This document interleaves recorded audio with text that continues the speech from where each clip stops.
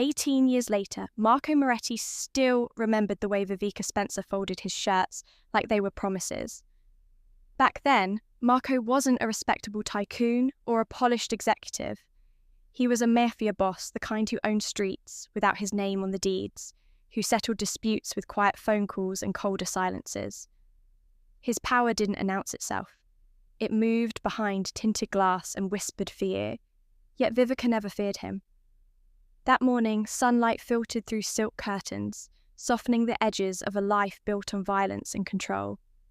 Vivica moved through the bedroom, humming a tune from her childhood, folding Marco's shirts with deliberate care. "You don't have to do that," Marco said from the bed. "I've got people for that," she smiled, playful and warm. "Your people fold like they're angry at fabric. I fold like I love you." That was Vivica, turning routine into ritual, transforming a mansion into a home instead of a stronghold. Marco had met her at a community fundraiser she helped organise. She'd worn a simple dress, spoken to strangers like they mattered, and looked at him like she saw past the money, the guards, the reputation. She didn't want his empire. She wanted purpose. Their marriage unsettled his world. His lieutenants whispered. His lawyer said prenup like a warning. His mother called it reckless. Marco didn't care. For the first time in his life, something felt real. Vivica refused to abandon her work. She helped women escaping violence, built shelters, fought systems Marco had once bribed his way around. When he offered money, she redirected it toward people who needed it. "I don't need comfortable," she told him once. "I need useful." That morning, she kissed his forehead before leaving for a budget meeting.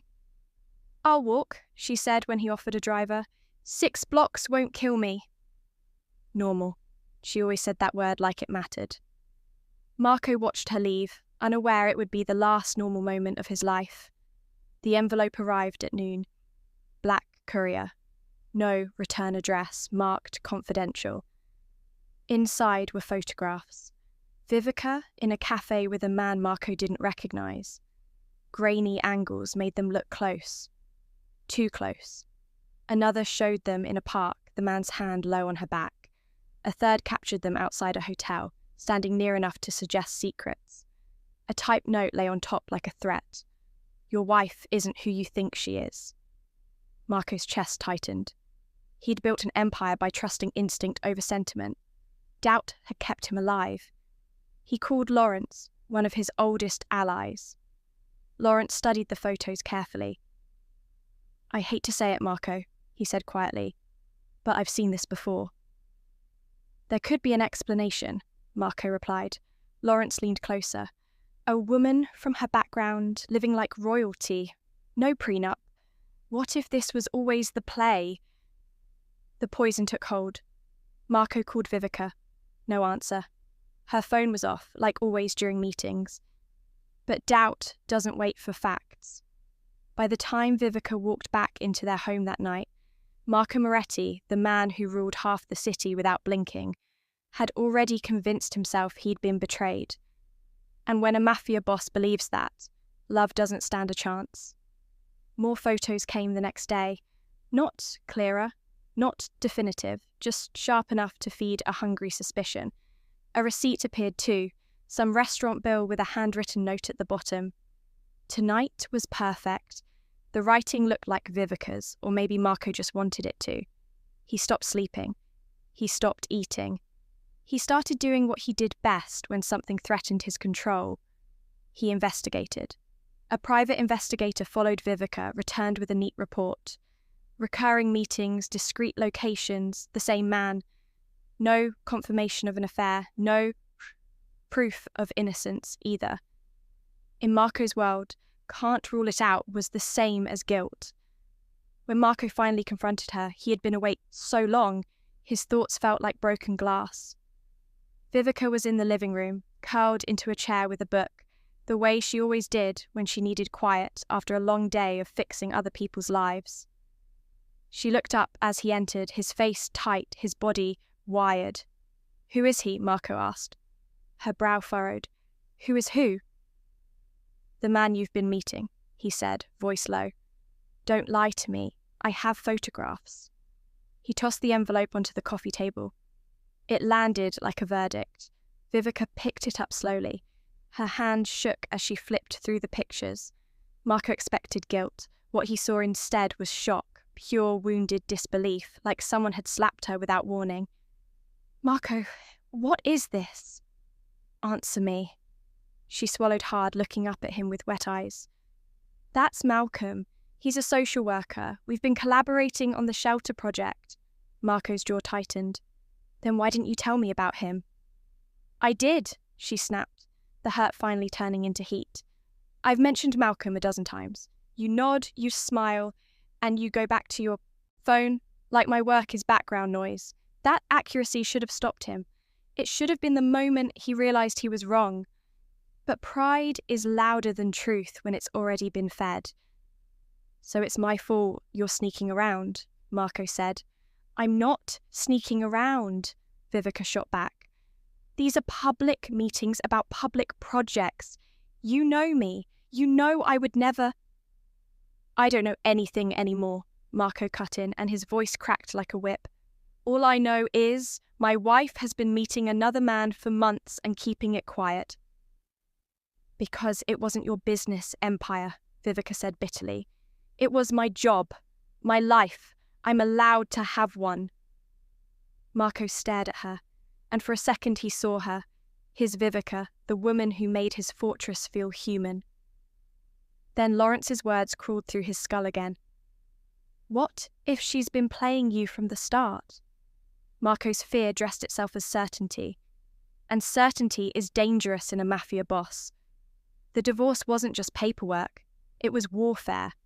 Marco had lawyers who could bury a truth under a mountain of procedure.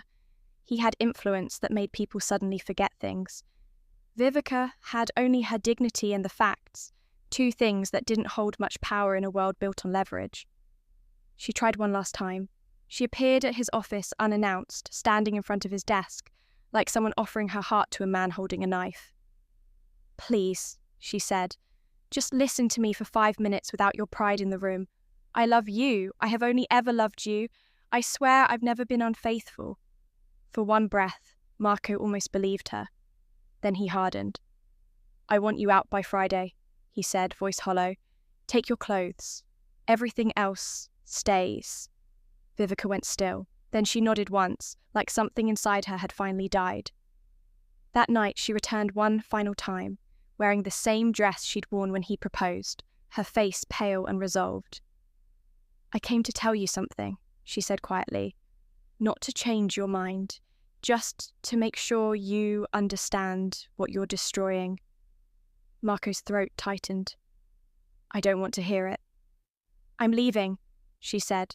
I'm leaving you, your mansion, your suspicion, all of it. And years from now, when you learn you were wrong, because you'll have to live with what you did. She slipped off her wedding ring and set it on the marble floor between them. It clinked once. Small sound, huge ending. Then she walked away, barefoot, one hand pressed to her stomach in a gesture Marco didn't understand.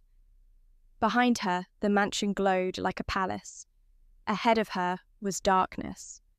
And Marco Moretti, mafia boss, king of control, stood in a home that suddenly felt like a tomb, never realizing she wasn't walking away alone. She was carrying 2 lives, 2 pieces of him.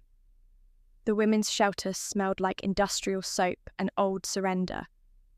Vivica Spencer sat on a narrow cot in a room, shared with 5 other women, her backpack on the floor like a warning label. Everything you own fits in this. Inside were 3 changes of clothes, a water bottle, expired certification papers, and a pregnancy test she'd taken in a gas station bathroom. 2 pink lines, 2 lives, 2 reasons she couldn't collapse. A woman on the cot beside her, older, kind-eyed, scars mapping her forearms, glanced over. First time? Being homeless, Vivica answered, swallowing hard. The woman nodded, like she understood what wasn't said. Broken, can heal, Homeless is just loud. Vivica's body didn't let her hide it for long. Morning sickness came like punishment. The shelter coordinator, Ruth, called her into the office, eyes sharp as staples. "You're pregnant?" Ruth said. Not a question. Vivica nodded.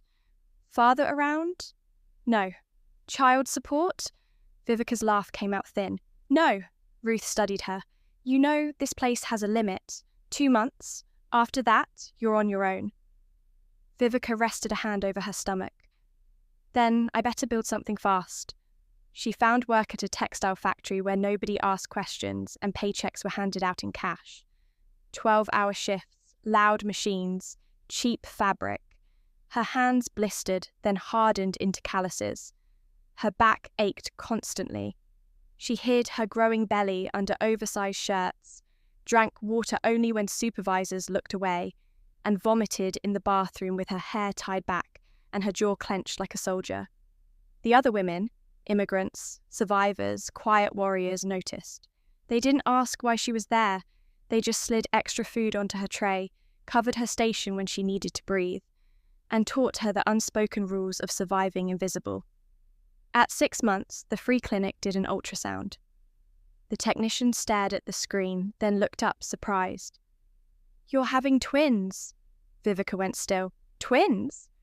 The technician pointed. 2 heartbeats. 2 small shapes curled together in the darkness. "Boys," the technician confirmed gently. "Both healthy." Vivica left the clinic in a daze, her hands on her stomach, feeling 2 separate rhythms under her skin. She should have called Marco.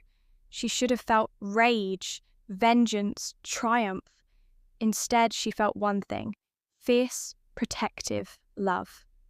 That night, alone under a flickering lamp, she named them like prayers. Caleb and Joshua. The birth was lonely. Ruth drove her to the county hospital when contractions started, squeezing her shoulder once before leaving. "You're stronger than you think." Vivica didn't feel strong. She felt terrified. Body breaking open, bringing life into the world with nobody holding her hand. No partner, no family, just fluorescent lights and nurses who did their best to be kind. Caleb arrived first, screaming like he was furious at the universe. Joshua arrived minutes later, quieter, eyes wide, as if he was already studying the room. "Congratulations, Mama," the nurse said, placing them on Vivica's chest. Vivica looked down at their tiny faces and felt something inside her lock into place. These boys would never know abandonment. She found a subsidized apartment in a rough neighborhood, cracked linoleum, windows that didn't close right, sirens at night, but it was theirs. She returned to school, took night classes, typed papers with one hand while rocking a cradle with her foot. She worked multiple jobs, slept in fragments, kept moving because stillness was where grief lived. The twins grew into bright miracles. Caleb loved numbers, patterns, puzzles, his mind always building. Joshua loved books, stories, people, his eyes always watching. Vivica spoke to them constantly, narrating the world like a promise. "Beautiful things are free," she told them, pointing at autumn leaves like they were gold. She never spoke Marco's name. Some nights, when they finally slept, she stared at the ceiling and wondered if the universe kept score. Because if it did, the debt wouldn't stay buried forever. The gym smelled like sweat, sneakers, and teenage hope. Joshua Spencer moved down the court with a smooth, controlled rhythm. Not flashy, efficient. Basketball wasn't just a game to him. It was silence inside his head, a place where the world couldn't chase him.